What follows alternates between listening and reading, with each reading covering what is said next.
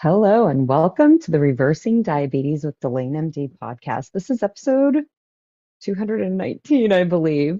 I'm your host. I'm Dr. Delane Vaughn. I'm a board certified family practice doctor, a former emergency room nurse, and a veteran healthcare provider.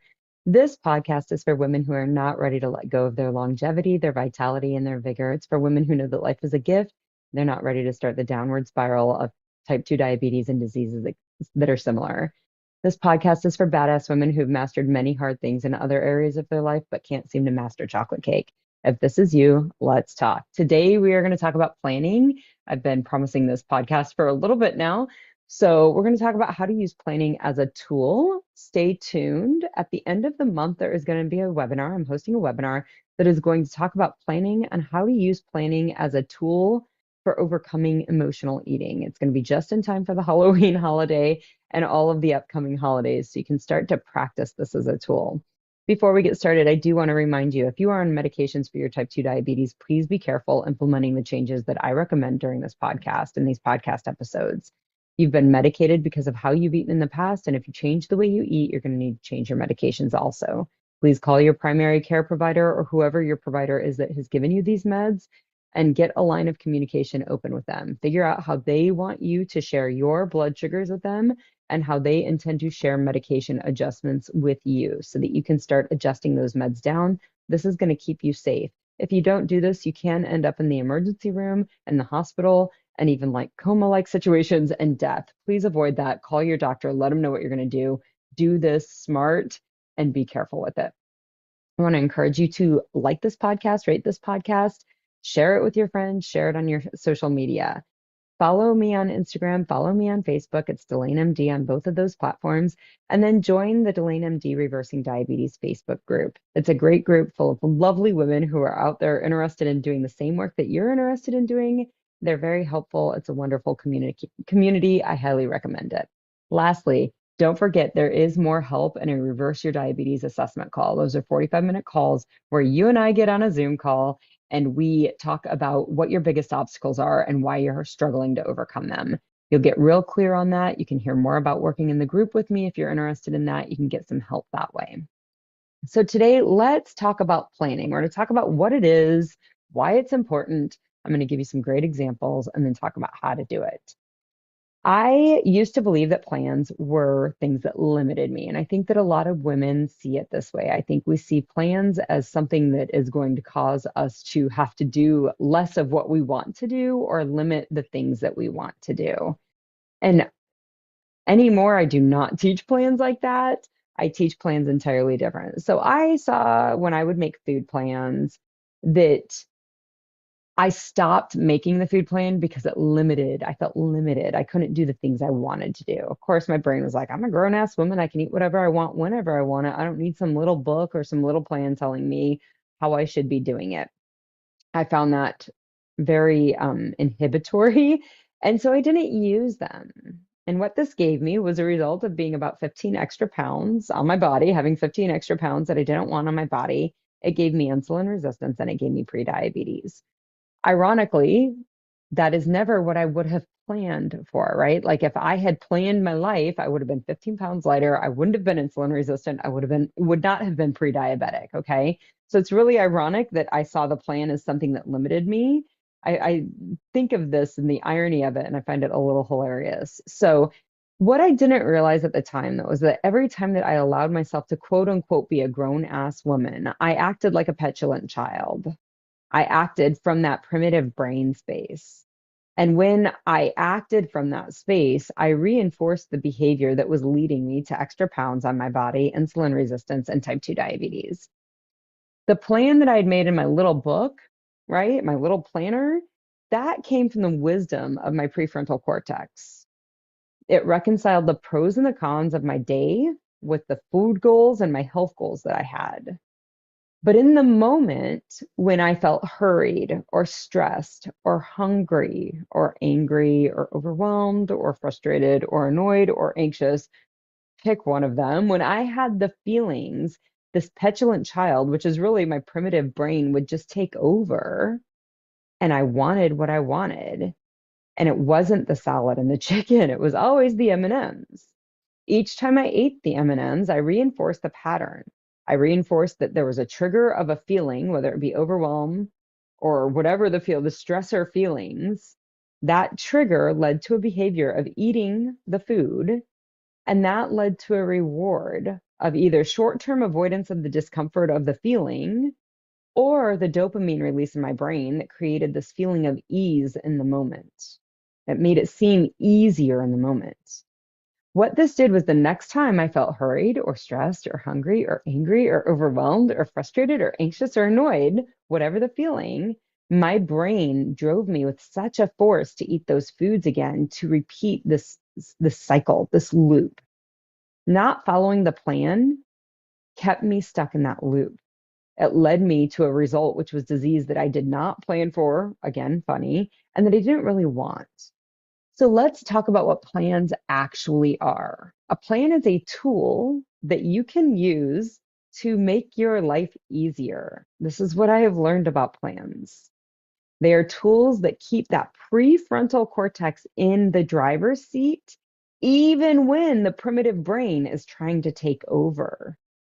Even when you're experiencing the transient feelings that bring that primitive brain online and into the driver's seat, we have something that's come from our prefrontal cortex that has weighed the pros and the cons and made a decision in our best interest.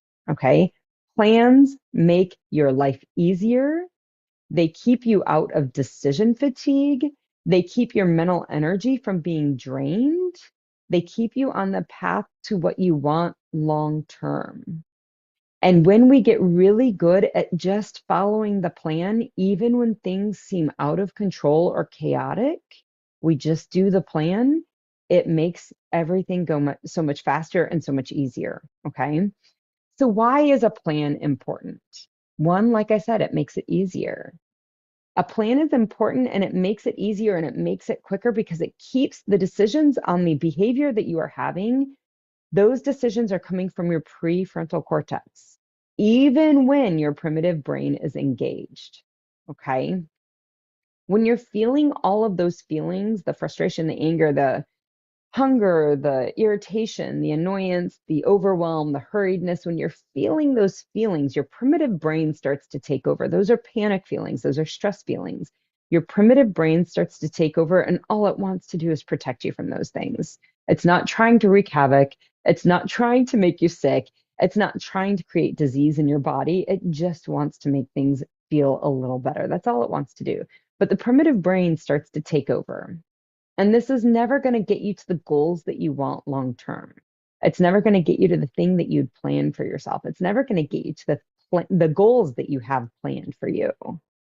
Plans also give you the opportunity, in addition to making things easier and making things happen quicker, plans give you the opportunity to really find out why you're resistant to a behavior, whatever it is. So if you're having the feelings, that's a trigger, lead to a behavior, which is eating the food, which gives you a reinforcement reward of either avoiding the uncomfortable feelings or a dopamine effect. You need to figure out why you're resistant to not having that behavior, right? When I feel those feelings of annoyance or whatever, why am I trying to have this behavior? What is it that I'm resistant to in that stage? You're never going to figure that out if you don't have a plan to stop doing the behavior. So the flip side of this is that the plan tells you why you're resistant to avoiding the foods, right, that are making you sick. You might have a feeling that you're avoiding and figuring out why you're resistant to that. But the flip side of it is also, why am I avoidant? Why am I resisting eating foods, avoiding foods, I guess? Why am I resisting avoiding foods that make me sick? You wouldn't avoid other things that make you sick. It's not like you're out there going, oh gosh, influenza makes me feel horrible. It makes me sick. It's hard to breathe. And I'm really struggling not getting into those situations with everybody who has the influenza. When things are clearly making us sick, when we know that and we know it in our heart of hearts, we don't have a hard time avoiding those situations. What is it that you believe about foods that are making you sick that it makes it really hard for you to avoid those foods? A plan is going to help you uncover those things. Okay. This is really the place where you want to start pouring your mental resources. You do not need to pour your time and energy and mental resources into new diets, not into fabricating some way of living your life where M&Ms are no longer available to you. You don't need to pour your time into finding an accountability buddy that's fabulous. You don't need to do any of those things. You don't need a new diet. You don't need a combination lock on the candy drawer that you don't know the combination so you can stay out of the M&Ms. You don't need that. And you don't need some amazing accountability buddy. What you need is to start looking at why you feel you cannot go. For me, why I felt like could not go without the M&Ms. If it's not M&Ms, if it's chocolate cake, if it's donuts, if it's chips, if it's, you know, pizza, whatever it is, you need to look at why you feel that you can't go without those foods. Your brain, when you start to ask it to do this, is going to be like, that's going to be really hard. Your brain is going to tell you it's going to be uncomfortable. Your brain is going to tell you that the food is going to make the hurried feeling, the stressed feeling, the hungry, angry feeling, the frustrated, anxious, and annoyed. It's going to tell you that the food will make that go away. Your brain is going to make up a lot of very compelling reasons why you want to turn to that food. These are the things that you must unpack. Why do you believe M&Ms make stress go away? Like, it doesn't make stress go away. You still have all the stuff you have to do on your schedule, even if you eat the M&Ms. What is it that you believe is making the stress go away? Your brain is going to say it's hard not to eat those foods. If that's what your brain is doing, then you need a plan. It's going to be hard. And then what is the plan for not eating the foods that make me sick, even when it's hard? Like, that is the plan. It's going to be uncomfortable because your brain is going to tell you this is going to be uncomfortable. You're going to have to sit and want M&Ms and not eat them, and that's not fun. This is going to be uncomfortable. The plan then becomes, what do I want to do? How do I want to do the things that I need to do in the day, it be uncomfortable, and me avoid foods that are going to create diabetes in my body? The plan solves for this. You will have days, I have days where I feel hurried and stressed and hungry and angry and overwhelmed and frustrated and annoyed. And I still want to be healthy. If you have those feelings and you still want to be healthy, let's make a plan for that. This is the plan that you need. These are the plans that you need to fix your type 2 diabetes. If your brain just said, yeah, that's right, where do I find that plan? I want you to stay with me. I'm going to share some examples that are non-food related because, of course, our brain always offers us how the food is so much different and how, like, there's something different about your brain and then humans' brains who don't eat the food or don't struggle with this. And what I want to offer to you is all the brains are the same.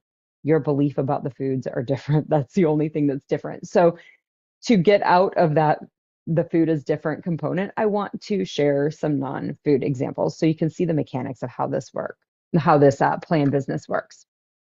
Certainly, I had to do this exact same work with my food, and I've had to do it with my time management. And I have had to do it. We've all had to do this in various parts of our lives. So the first example I'm going to use is actually when I went to medical school, and I had no idea of any of this work when I went to medical school.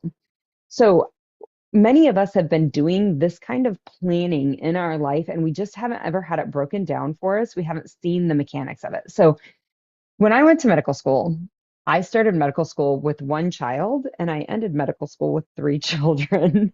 This is clearly not in the plan books. Nobody's how to get through medical school successful plan ever have multiple children while you're going through medical school. That was never anything that was advised to me by counselors. My, career path counselors were never like, yeah, keep popping kids out. That was never on the plan when they would give me how to get this done, advice.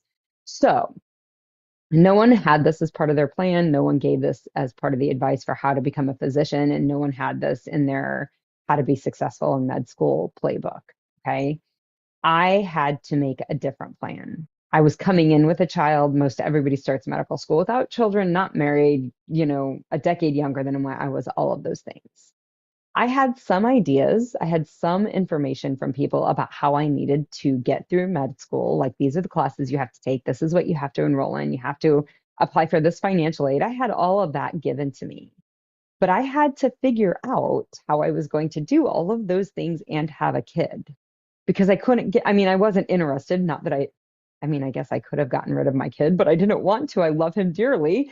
I wanted my baby in my life. I wanted to be a part of his life, and I wanted this career goal.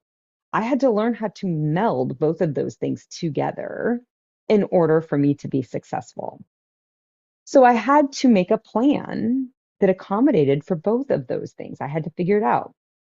Most of the people that I had available to talk to did not have these extra commitments during their training. But if I looked, I could figure out, I could like use their information and some other people's information, and I could ask people and I could meld it together. And so that's what I did. And I made a plan. So this plan initially sounded like I know what the books say. I know what the guidance counselors have told me. I know what these other people who have gone through without kids did. I know what they say. I know what others say. Now, how do I find my way? This was my challenge. This is what I had to set my brain to solve in order for me to get through my medical school training. The parts of my puzzle included family, which required an income, which meant I also worked. And I had to manage my medical school responsibilities and my training and my education. So I had to ask, what are my resources? And then what more do I need? I had family. I had a lot of family that could help me, and they did help me. I had friends, and they were very helpful. I knew people. I had some resources. So I started tapping into those resources. I found folks, they agreed, they committed to helping me. I would figure out how to plan my life with their help. Okay. I made a plan that was for me. It was unique to my needs, which was half the battle to making a good plan, right? But recognize I didn't have this plan from the beginning. I had some ideas, I tried them out, and I adjusted the plan. I had to tweak the plan. But even my imperfect plans created the results that I wanted, right? I don't know that I would ever tell you, even on the day I graduated, I don't know that I would tell you that my plan was ever perfect, but I got the results that I wanted. Long before I got to the results, I had these imperfect plans. I again, like I would love to tell you that long before the plan was perfect, but I don't even know that the plan was ever perfect. I had to implement a plan, and because others were involved, I had to stick to it even when chaos ensued. I had to stick with what was planned out because this is what others had committed to helping me with. This is the gift of a plan.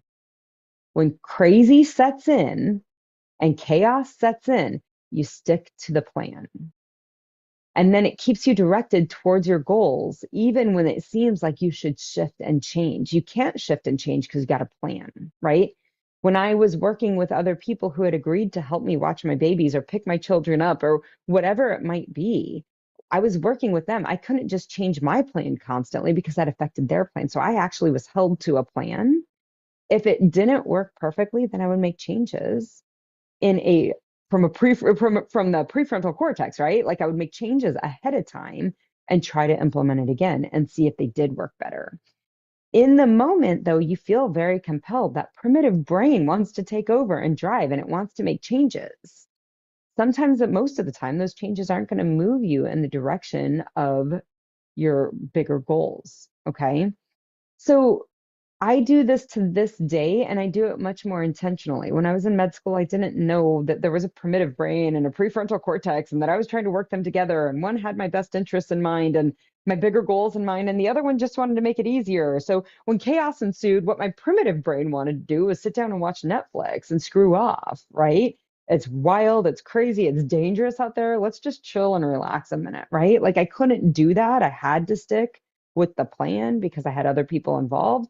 But if my primitive brain had its own way during medical school, I would have spent a lot of time Netflixing and chilling. Okay. So I had no intentionality happening there. It was really that I was just in a fixed situation that had to be played out in a certain way. But again, we're all doing this on some level. We all have jobs that we go to. We all have families that we're trying to take care of. We've all got commitments that we have, and we're trying to meld them together and create something, create a result that we're wanting. Okay.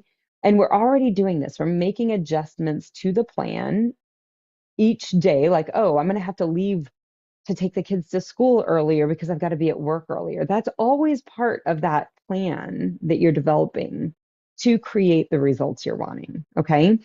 I do this now with my daily planner.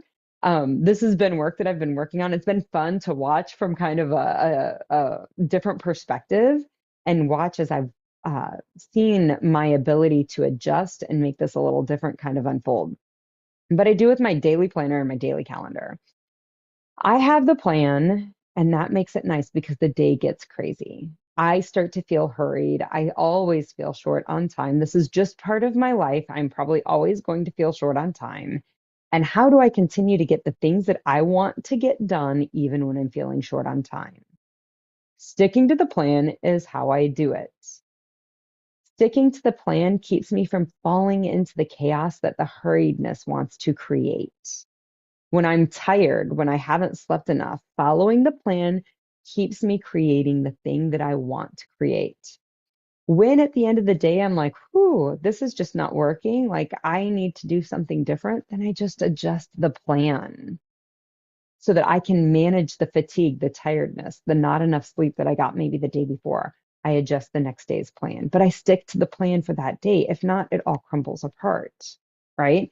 My primitive brain takes over. I end up taking a 4 hour nap in the afternoon instead of doing the things that I need to do. Okay.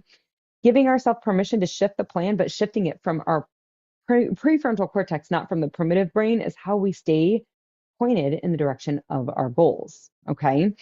Some of the ways that I've seen this play out over the last year and a half is I have had to make sure that I'm doing any creative work in the morning. That is when my creative brain is like primed to roll. If I put creative work to the evening, it just takes a lot longer. It's a lot more frustrating. It just takes a lot more energy for me to do it. So if I can, I put all my creative work in the morning. The things that I do in the evening and in the afternoon for work are things that really are just like bookkeeping. They're mindless puzzles that I can put together that don't really take a lot of my brain firing super efficiently. I have learned that from following a planner, right? Like, and if I wasn't pushing myself to follow a calendar, when things got hard, I would just not do them. I wouldn't see that, oh, I actually just perform this task better in the morning. Let's just move it to the morning. Okay. I know that if I'm going to be fatigued, I need to adjust my days. If I've stayed up all night working, if I've got a late evening or afternoon appointment, then I need to get more sleep in the morning so that I've got good energy in that later appointment time slot. Okay. Sometimes this means, right? Like if I've got to go to bed early, that means I don't get to go out to trivia with my brother and my family and have fun on an evening because I need to get to bed early so that I can be up early to take on my day and get the things I need to get done. If I need to sleep later in the morning, and we're not talking like I'm sleeping 3 hours later, if I need to sleep an extra 30, 45 minutes, maybe an hour, that means that maybe I have to plan to have a shorter workout or even no workout on those days so that I can be prepped to have my afternoon meetings and be really showing up the way I want to in my afternoon meetings. Okay. So when we're doing these plans, we realize we have to make some hard decisions. This is what keeps us kind of in boundaries that keep us on the road to the goals that we want. Okay. It keeps you headed in the direction of your goals. That's what a plan lets you do. Okay. Where we see this with food is when we make a plan from our prefrontal cortex, and then we realize that, like, oh, if I eat at 9 a.m., if I break my fast at 9 a.m., come 6 p.m., I'm really hungry and it's hard to continue fasting for the evening. So, do I have to make adjustments there? When I eat higher carb food at night, I notice that my blood sugars are higher in the morning. So, do I need to make an adjustment and move those higher carb foods, the vegetables, the fruits, whatever it might be, to earlier in the day? Maybe. Okay. But if you're in this space where you're letting chaos take over and the primitive brain take over, all that you know is that come 6 p.m., you're starving and it's time to eat. There's no adjustment being made to that plan necessarily. It's not coming from the prefrontal cortex, it's coming from the primitive brain, and it's just looking to protect you. It's not necessarily looking to keep you on the path for your goals. Okay. These adjustments that need to be made are uncovering what is and isn't working about your plan. That's all that it is. Keeping that prefrontal cortex in control, even when the primitive brain wants to take over, is where the magic happens. This is how we get to our goals, okay? Your prefrontal cortex has left you notes for your primitive brain when it takes over to keep you on track. That's what a plan is. It's a kind love note from your watchful mother, that prefrontal cortex that keeps you in the path towards your goals. This is what has to happen with your food plan so that when hurried and stressed and angry and hungry and overwhelmed and frustrated and anxious and annoyed show up to your day, that it doesn't override your day. It doesn't take over. Your brain doesn't allow that primitive brain to take over and make decisions that are not aligned with your bigger goals. So, how do you do it? I want you to start planning your food. This is the way to do it.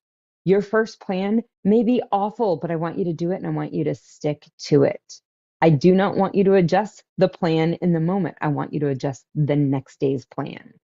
That's how you do it. Women always want to know, I can't trust myself. I can't be around that food because I don't trust myself. You don't trust yourself because you don't hold yourself to the thing that you plan to do.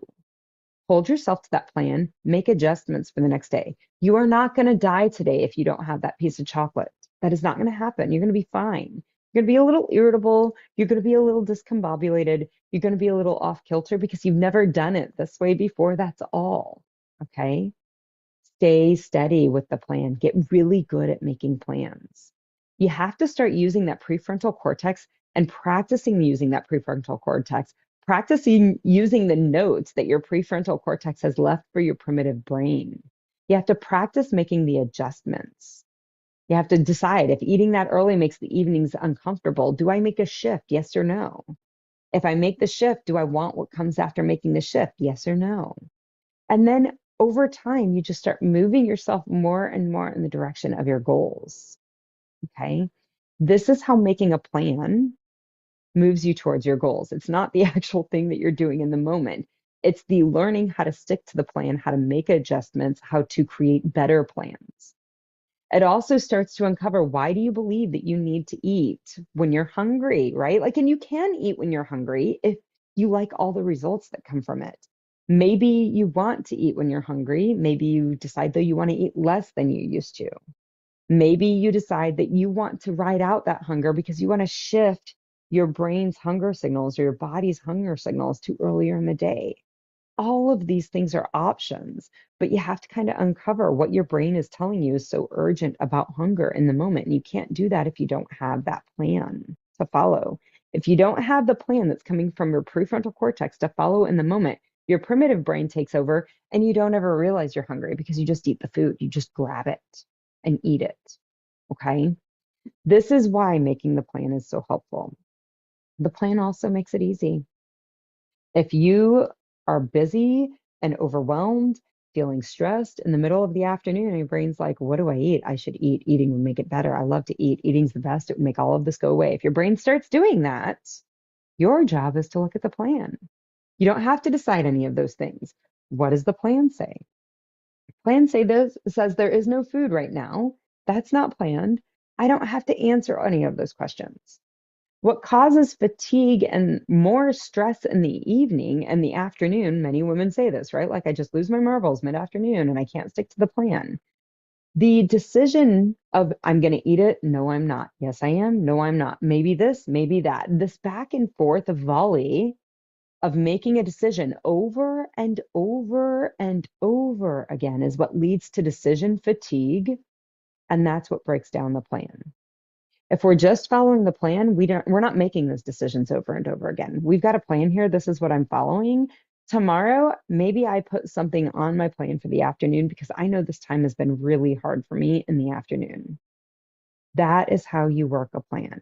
This is how planning our foods helps us to get to the goals that we want. This is how planning anything in life helps us get to the goals we want.